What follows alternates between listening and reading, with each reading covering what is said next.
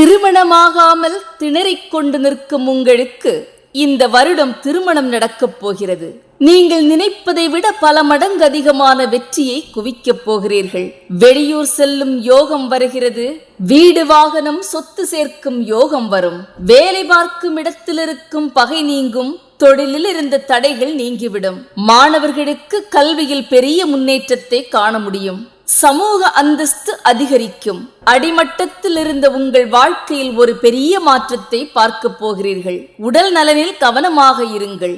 எந்த காரியத்தை செய்தாலும் நிதானமாக செய்ய கற்றுக்கொள்ளுங்கள். பொறுமையாக செயல்பட்டால் வெற்றி உங்கள் கைவசமாகிவிடும். வாழ்க்கை துணையிடம் பிடிவாதம் பிடிக்காதீர்கள்.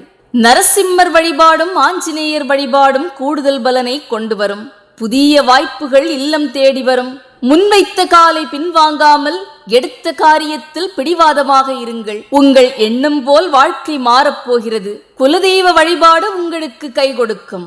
விஷ பிராணிகளிடமிருந்து விலகி இருங்கள். கடன் சுமை நீங்கி நிம்மதி பிறக்கப் போகிறது. விருதுகள் கிடைக்க வாய்ப்பு அதிகம் இருக்கிறது.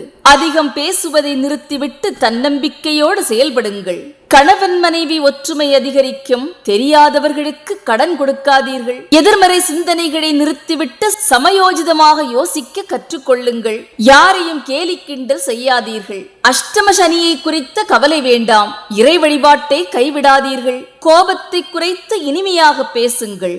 பொறுப்பாக செயல்படுங்கள். கடின உழைப்பு கண்டிப்பாக பலனை கொண்டு வரும். ஹனுமான் வழிபாடும் சிவ வழிபாடும் கூடுதல் பலனை கொண்டு வரும். தினமும் சூரிய நமஸ்காரம் செய்யுங்கள். எடுத்தோம் கவிழ்த்தோம் என்று எதையும் செய்து விடாதீர்கள். குடும்ப வாழ்க்கையில் விட்டுக் கொடுத்துதான் செல்ல வேண்டும். பிறர் குறைகளை பெரிதுபடுத்தாதீர்கள். நீங்கள் நினைப்பதை விட பல மடங்கு வெற்றி உங்கள் வாழ்க்கையில் வரப்போகிறது. நன்றி.